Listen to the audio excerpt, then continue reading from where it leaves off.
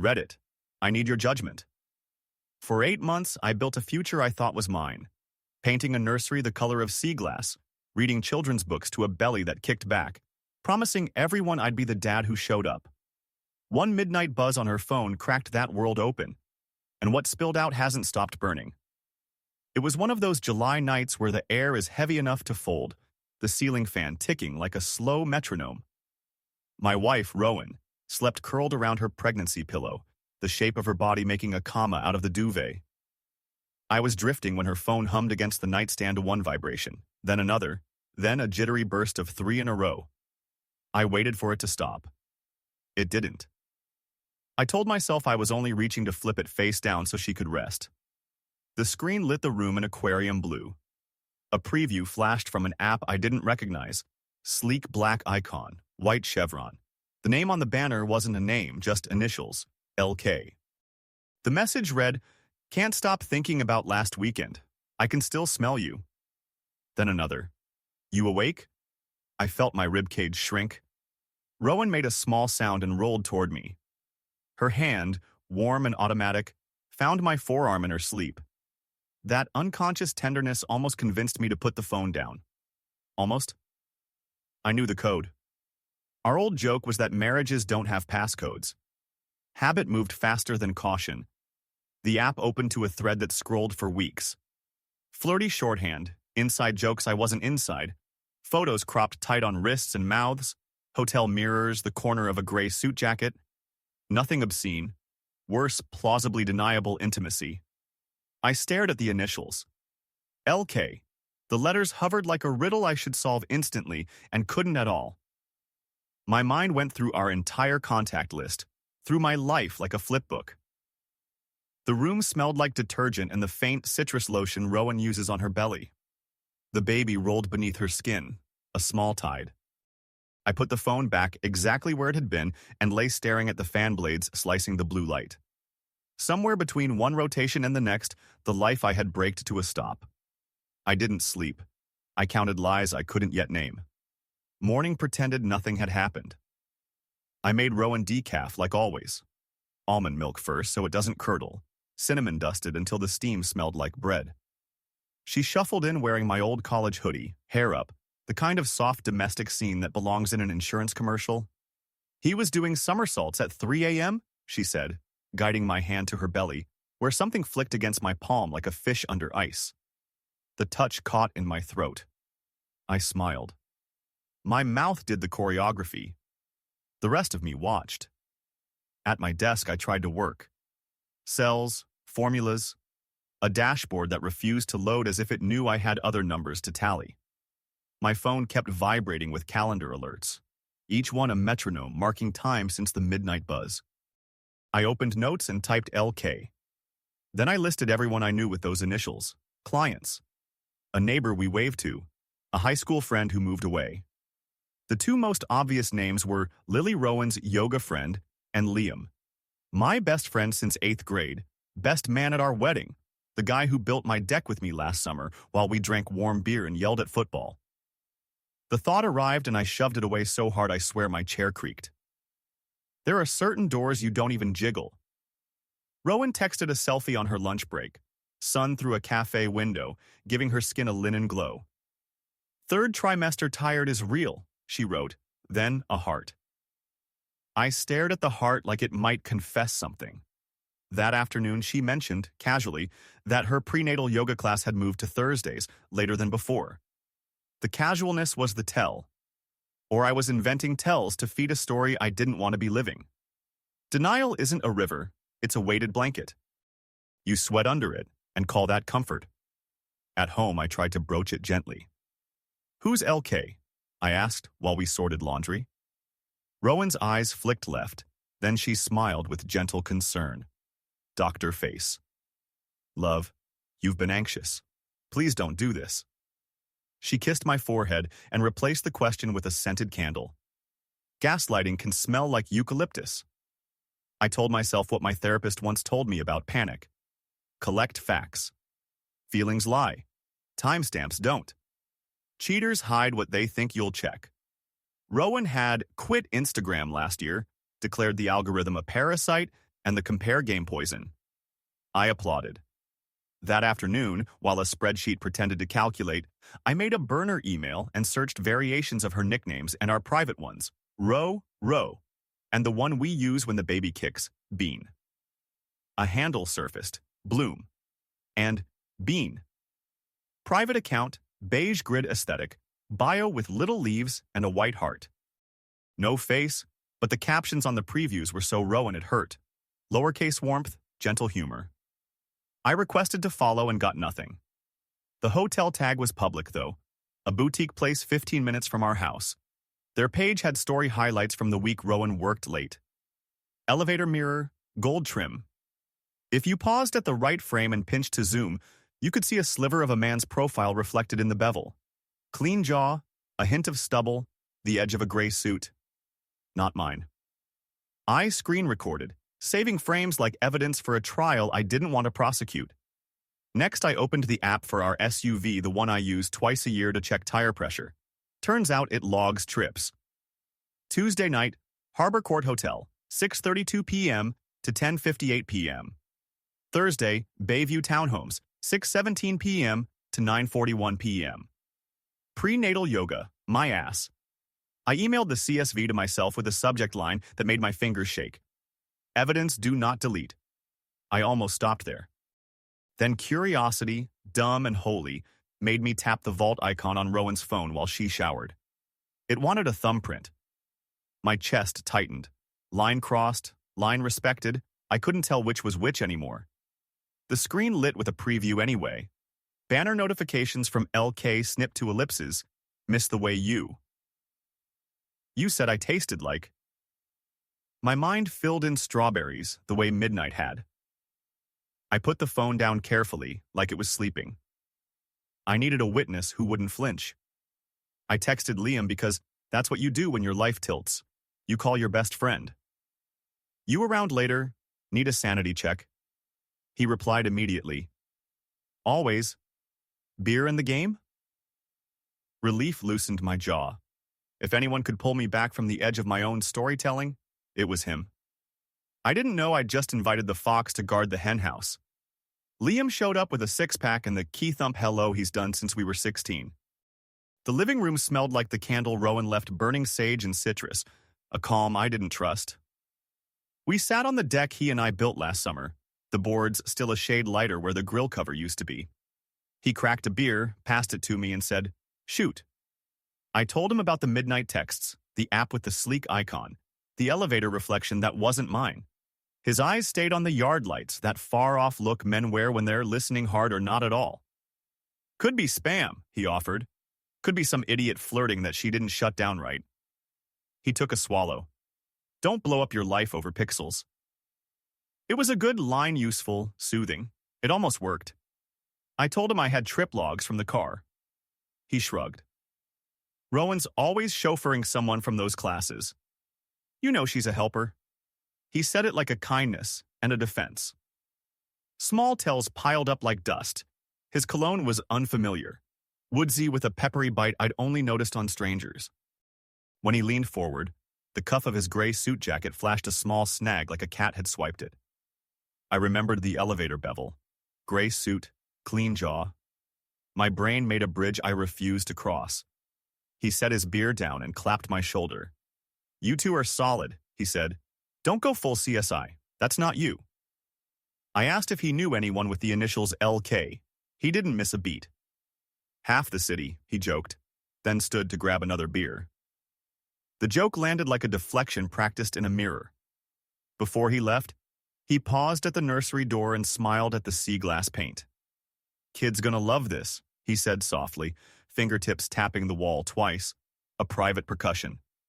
The tenderness in his voice made my scalp prickle.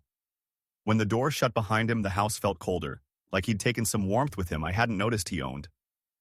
That night, Rowan came home late, kissed me on the cheek, and said Liam had texted to check on me. He's a good friend. My phone had no such message. I stared at the ceiling fan carving slow ellipses and understood that sometimes the person you lean on is where the floor gives way. Facts arrived the way rain does. One drop, then a sheet. The first was a shared credit card alert. Harbor Court Hotel Lobby, Bar 42.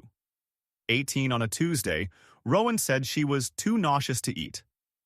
I could explain that, away mocktails, a work event. The second was a valet charge the same night billed to our plate number. The hotel emailed a receipt with the timestamp and the last 4 digits of a phone number for contact. Not ours. I reverse searched it because I'm not proud, but I am thorough. The listing came back to Kane Construction Liam's company. The room spun, then steadied into a line I couldn't ignore. I drove to Harbor Court on a lunch break under the pretense of dropping something off. The lobby smelled like cedar and expensive quiet. At the desk, I said I'd left a scarf here last week. Could they check lost and found? The concierge asked for a name. I said Rowan Hale before I could think of a lie. She typed, then looked sympathetic. Nothing found, but you were here for the Mothers in Business Mixer lovely night. Her screen reflected gold light in her glasses. We do have a receipt reprint if needed. She slid it over, date, time, 2 drinks, 1 valet, and a handwritten note at the bottom. See you next Thursday. L. The L had a sharp kick at the end, the way Liam signs birthday cards. I walked out on legs that felt like borrowed scaffolding and sat in my car, palms flat on the wheel. Outside, traffic moved like a world that didn't care about mine. I texted Nora a photo of the receipt. She called instantly. That's your best friend's initial, she said, not a question. I told her about the phone number, the company listing. She inhaled through her teeth. You need one more thing, she said. Something that collapses their story if they try to build one. That evening, the car app added its own choir, Vehicle in Motion, 6 point. See 11 p.m. Vehicle, parked Bayview. Townhomes, 6:27 p.m. I drove by once, slow, 2 blocks away. A black F-150 with cane and small vinyl near the tailgate sat in a guest spot, a shallow dent on the rear fender exactly where Liam backed into my trash can last spring. I didn't take a picture. I just watched my breath fog, then disappear. Receipts don't care about feelings. Neither do dents. You can only live in terrible maybe for so long. I set a date night reservation at the Italian place Rowan loves, the one with the string lights and the lemon pasta that tastes like a small vacation. I told her I'd pick her up after yoga. She said yes, eyes soft with the relief of normal. At 5:58 p.m., my phone pinged. Vehicle in Motion. At 6:19, Bayview Townhomes. I left the house at 6:40 with my stomach doing tight circles and parked a block over where a maple's shadow cut the curb into stripes. I didn't knock. I didn't rage. I waited. At 7:03, a door opened down the row.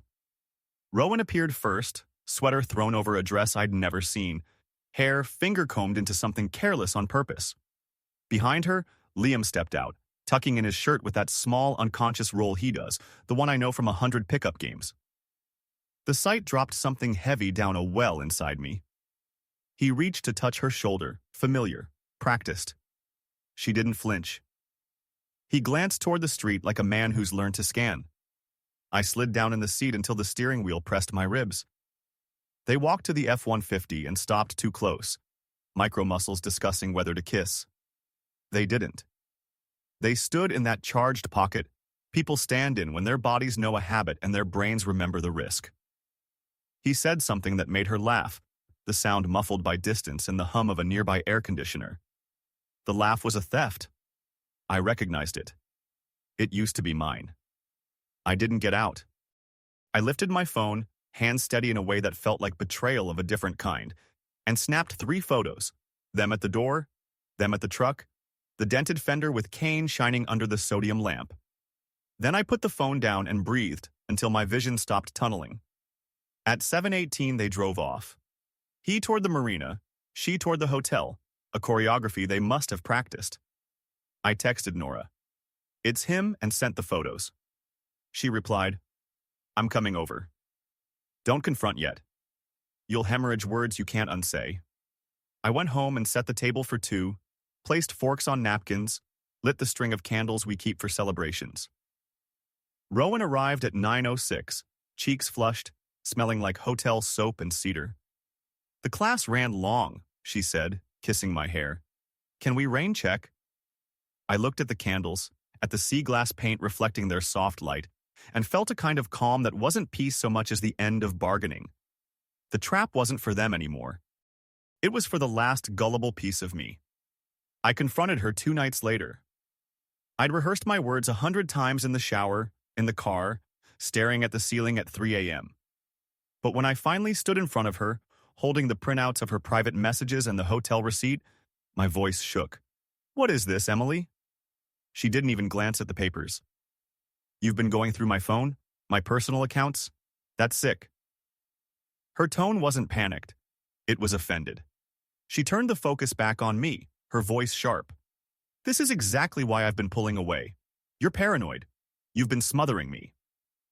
It was textbook gaslighting, and a part of me, the part desperate to salvage what we had, wanted to believe her. My gut, though, kept whispering, she's lying. When I brought up the GPS data and the fact she had been 2 hours away when she told me she was with her sister, she just scoffed. Maybe I wanted some space. Is that a crime now?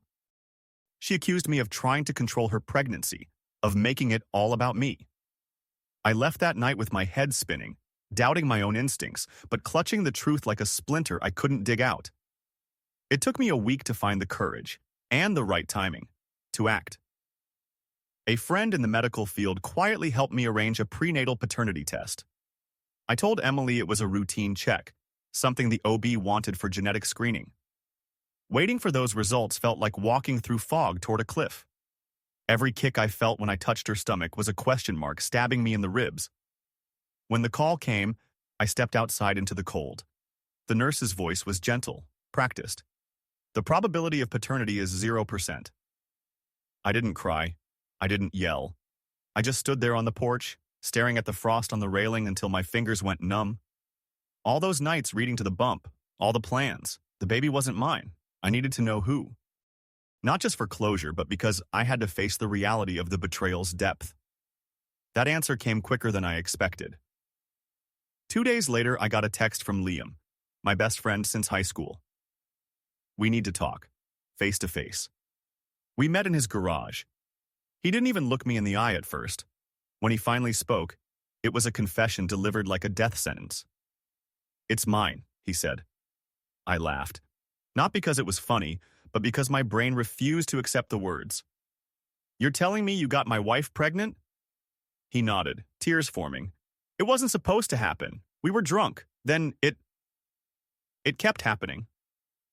The world didn't just tilt. It inverted. This wasn't just betrayal. It was treason from the only person I trusted enough to lean on while my marriage crumbled. I didn't go home that night. I didn't even pack a bag. I drove to my brother's place, collapsed on his couch, and stared at the ceiling until sunrise. Emily tried to call. Liam texted paragraphs. I blocked them both. There was no confrontation worth having, no speech that could make sense of what they'd taken from me. In the weeks that followed, I filed for divorce. Friends took sides. Whispers followed me everywhere, but I stopped caring. Sometimes I drive past that sea glass-colored nursery. The curtains are always drawn now. Here's what I know. Betrayal doesn't just break you. It rewires you. I'll never look at trust the same way again. But I'm still here, breathing, and that's enough for now.